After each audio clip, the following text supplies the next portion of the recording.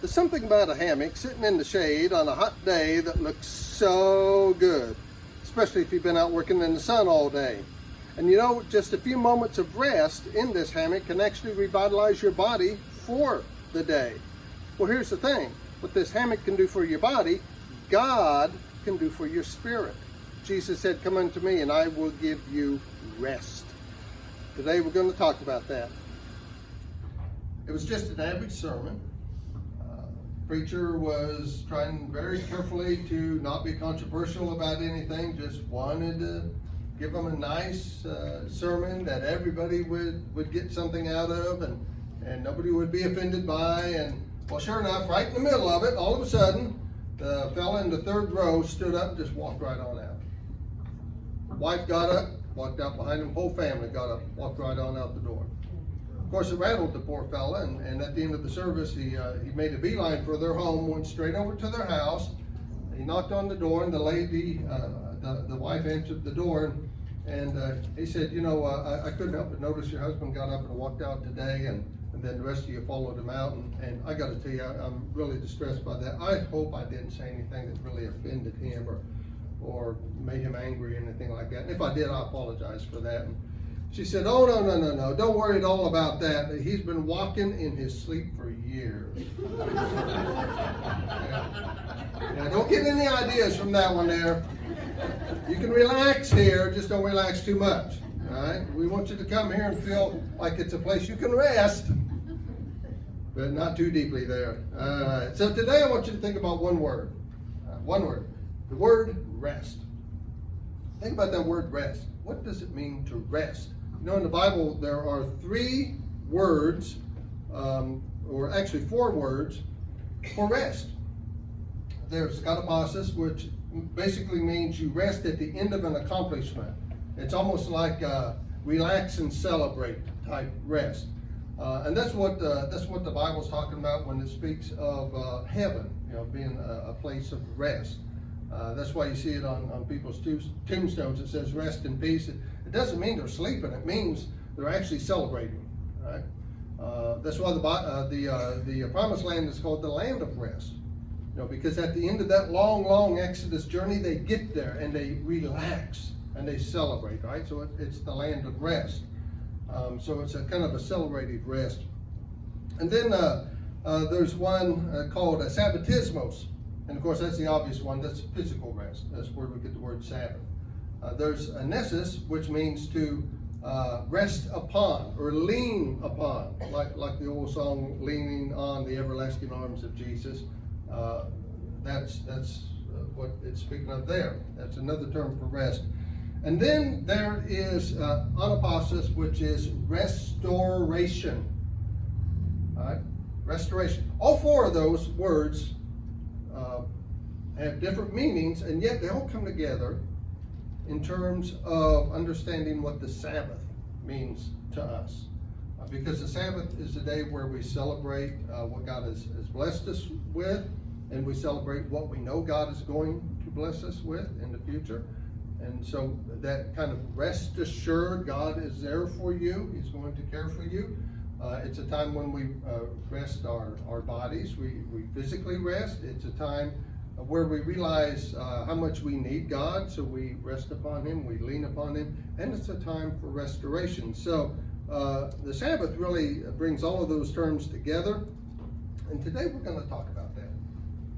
We're really going to talk about what it means to celebrate the Sabbath and why we celebrate the Sabbath, why we set aside that day of rest. So in the beginning, God created the 7th day, and He made it holy. He set it aside as a day of holiness. And then God rested. And in doing that, He actually gave us a sabbatical, restful example to follow within our own lives. Now, I'm not going to get all caught up today in what day officially is the Sabbath day. All right? I mean, there are people who say, well, it's officially Saturday, or well, you got to do it on Sunday, and some people actually do it on Friday. It doesn't matter if it's Friday, Saturday, Sunday, Wednesday. You know, it really doesn't matter. The Bible makes it very clear. The Apostle Paul tells us in the book of Romans, chapter 14, that it's not so much the fact that you picked the right day. It's more a matter of setting aside a day of holiness, a sabbatical day every week where you focus on God, you get yourself refocused on God, you reconnect with your Creator, and you restore your spirit. That's the important thing, that you have a sabbatical day every week where you do those three things. Because, hey, some people work on Sunday. I mean, we got people working Sunday mornings. We got health professionals. We got the safety personnel out there. We got all kinds of people who may have to work on Sunday morning, but they don't have to work Sunday night. Or they may not have to work Saturday night or Wednesday night, and so some of them may look for a place to go to worship those days. And that's cool. That's all right, because they have established a sabbatical day, a day where they reconnect with God, they restore their spirit, and they refocus their life on and the purpose of their life. So that's cool. Now, the important thing is that we commit ourselves to a Sabbath every week. And there are two really good reasons to do that I want to focus on today. The number one reason is that it helps us remember the important place that God holds in our life. All right? Recognizing a Sabbath on a weekly basis helps us remember the important place that God holds in our life. If you recognize a Sabbath, you are less likely to forget God. Think about that.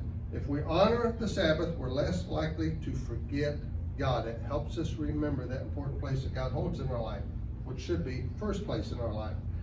I love the story of the police officer who showed up at a train station parking lot one day, and he found a lady sitting in her car, obviously distressed, head on her steering wheel. He walked up to the car, he tapped on the window, he asked the lady if she was okay, and she said, "Oh, you're not going to believe this." In fact, she said, "I can't believe what just happened." She said, for 40 years I've been driving my husband to this train station for work every morning. 40 years. And today, for the first time, I came all the way to this train station and realized I forgot him at home.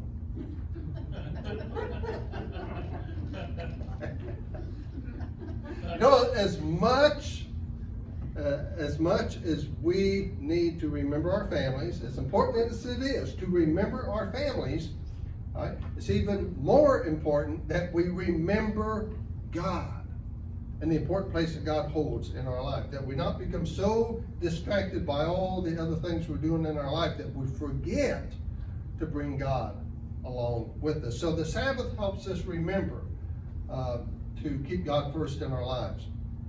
The second reason that I want to share with you this morning as to why it's important to recognize the Sabbath each week is that it reminds us that everything we have comes from God. All right? When we recognize the Sabbath, we are really telling people we are a people who believe and rest our faith upon the grace and the provision of God. And we are letting people know that we are convinced within our spirits that there is no advantage that this world can gain over us that one day a week that we give to God, that God cannot win back for us the other 6 days. Think about that. Okay, how awesome is that? What a testimony that is. We are telling the world around us that there is no advantage this world can gain upon us, gain over us, when we give that one day to God, that God cannot win back for us the other 6 days during the week. This is why God actually told the Hebrews during the Exodus to collect the manna from the ground for 6 days, but not collect any on the seventh day. God provided more than enough for during the 6 days of labor that they put forth to collect all the manna to eat, to provide for themselves. And then they gave God that seventh day, and they had plenty to carry him over. But the important thing to remember was that God made it very clear to them, if you don't give me the seventh day, it won't work. Eventually, it will begin to unravel on you.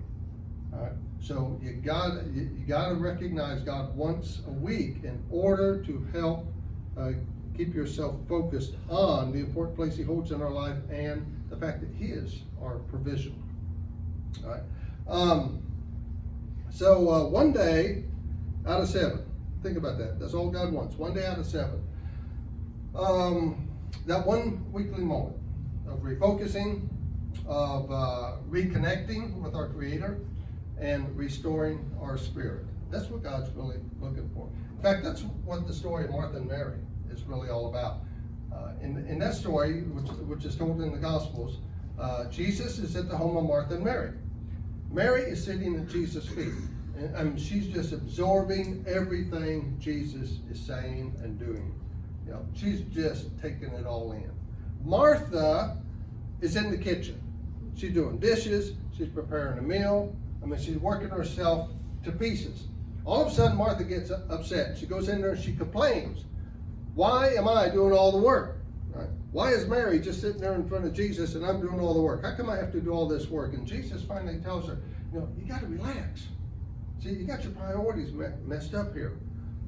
What you need right now is to put the dishes down, stop preparing the food, sit here with me, and give me an opportunity to help you refocus your life, get you reconnected to your Creator, and restore your spirit. That's what you need right now, Martha. Not all this other busy work. Right? You can do that the other days of the week, but right now you need to be with me.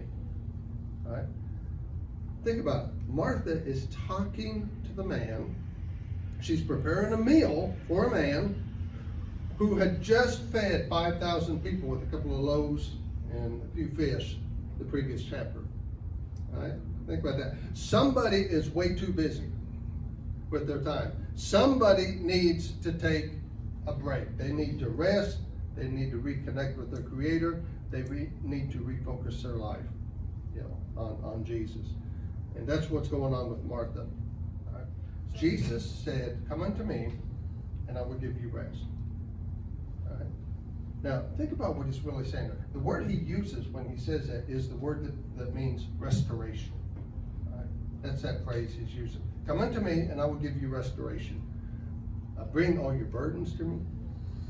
Come to me with all of your pain, all of your trials, all of your challenges, all that stuff that drains you, all that stuff that wears you out, all that stuff that exhausts you. Bring all of that to me, he says. And I will help you get refocused. I will help you get reconnected. And I will help you get restored. Find spiritual restoration for your soul. Set aside some time for Jesus this week and every week. Let him help you refocus your life, reconnect with your Creator, and restore your spirit. God bless you. We hope to see you at the Rock.